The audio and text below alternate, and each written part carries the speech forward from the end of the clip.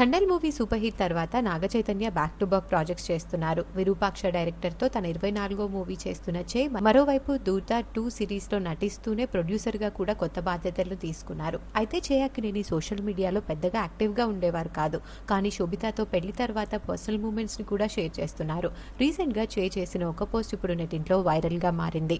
తన భార్య dinner serve చేస్తున్న ఒక ఫోటోని పోస్ట్ చేస్తూ, పెళ్లయ్యి దాదాపు 2 సంవత్సరాలు అవుతుంటే నా భార్య నా కోసం మొదటిసారిగా వంట చేసి పెట్టింది. బహుశా ఈ రోజు నేను ఏదైనా మంచి పని చేసుంటాను అంటూ పోస్ట్ చేశారు చే. దానికి శోభిత, నువ్వు నన్ను ట్రోల్ చేస్తున్నావా లేక పొగుడుతున్నావా అంటూ రిప్లై ఇవ్వడంతో ఈ క్యూట్ కాన్వర్సేషన్ నెట్టింట్లో వైరల్ గా మారింది.